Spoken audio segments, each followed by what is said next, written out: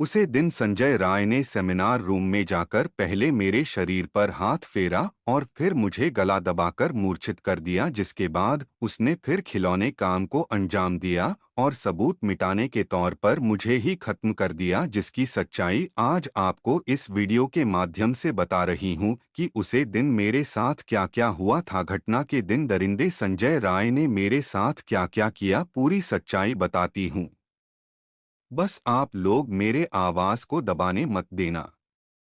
हर दिन की तरह मैं घर से हॉस्पिटल के लिए गई। वहां सब कुछ नॉर्मल चल रहा था, लेकिन तभी एक रोगी को देखते हुए शाम हो गई। तब मैंने फैसला किया कि अब यही अस्पताल के सेमिनार रूम में ही आज रात को रह लूंगी। लेकिन मुझे क्या पता था कि यह दरिंदे मेरे साथ यह सब काम करने वाले हैं। अस्पताल में रोगी को देखते हुए शाम हो गई। तब मेरे घर से मेरे मम्मी और पापा ने फोन किया, तो मैं उनसे बात की और दिन क्या क्या हुआ है सब बता दी। और मैंने यह बोल दिया कि आज रात में यही अस्पताल में ही रह जाऊंगी। पहले तो मेरे मम्मी पापा नहीं मान रहे थे, लेकिन बार बार मनाने पर वह लोग मान गए कि मैं पहले शाम होने पर कई बार रह चुकी थी।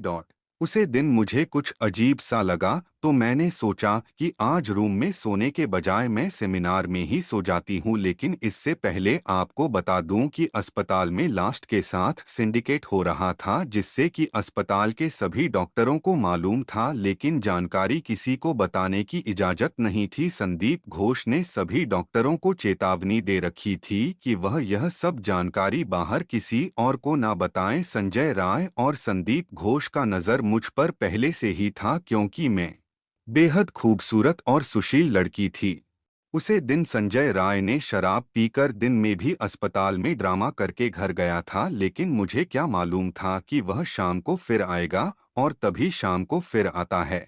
लेकिन तब तक मैं अस्पताल के सेमिनार रूम में सो चुकी थी और वह करीब रात को 2:15 बजे बैठ गया। थोड़ी देर बाद वह इधर उधर देखा और अस्पताल के चारों तरफ चक्कर लगाया है, लेकिन उसे कोई हलचल नहीं नजर आया। तो उसने मौके का फायदा उठाते हुए वह फिर अस्पताल के सेमिनार रूम में आया जहां मैं सो रही थी, और वह मुझे एक नज़र से तभी मेरी नज़र उसे पर पड़ी, क्योंकि उसके हाथ में शराब का बोतल था जिससे वह काफी गंधा रहा था। इसके वजह से मेरी नींद खुल चुकी थी। तब मैं डर गई कि यह हवन क्या करने वाला है, मेरी तरफ क्यों देख रहा है। थोड़ी देर बाद वह धीरे धीरे मेरे पास आने लगा। इसे पास आता देख मैं उठकर बैठ गई, फिर वह मेरे और करीब आता गया। यह देख मुझे समझ ही नहीं आ रहा था कि मैं क्या करूं। फिर दरिंदे ने मुझे बेवजह बेफिजूल की बातें करना शुरू कर दिया। मैं उसकी बातों से इग्नोर कर रही थी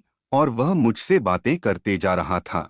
मुझे अब बहुत ही डर लगने लगा था। फिर बातों ही बातों में वह मेरे शरीर को टच किया। फिर मैं जोर जोर से चिल्लाने लगी और भागने की कोशिश की, तभी उसे दरिंदे ने मुझे पकड़ लिया। फिर मैं और जोर से चिल्लाने लगी, लेकिन कोई भी मुझे बचाने के लिए नहीं आया। ऐसा लग रहा था कि मेरे लिए एक साजिश की गई है।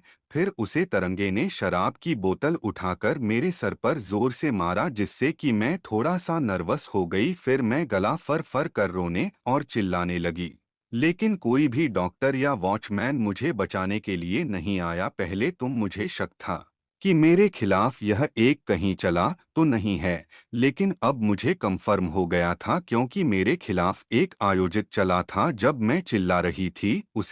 इस समय संजय राय ने मेरी गर्दन जोर जोर से दबाने लगा, जिससे मैं थोड़ी बेहोश अवस्था में आ गई। और फिर उसे दरिंदे ने मेरे साथ घिनौना काम को अंजाम देना चाहा, जिसे मैं विरोध करके भी रोकना चाहिए, लेकिन उसने मुझे गला दबाकर मूर्छित कर दिया और मेरे साथ दुष्कर्म किया। फिर जब उसका जी नहीं भरा तो सबूत मिटाने के लिए उसने मुझे ही मिटा दिया, क्योंकि अगर मैं रहती तो उसके खिलाफ ठोस कार्रवाई करने के लिए आवाज उठाती। लेकिन अब मैं नहीं हूं। मेरी जनता से यही अपील है कि मेरी आवाज को दबाने ना दिया जाए, क्योंकि दरिंदा संजय राय ने मेरे साथ बहुत ही गलत किया और इसका परिणाम उसे मिलना चाहिए। आज तो मैं इस दुनिया में नहीं हूं, लेकिन मेरी आत्मा न्याय के लिए भटकती रहेगी। जिस दिन दरिंदे को फांसी की सजा हो जाएगी, उसे दिन मेरी आत्मा को शांति मिल जाएगी।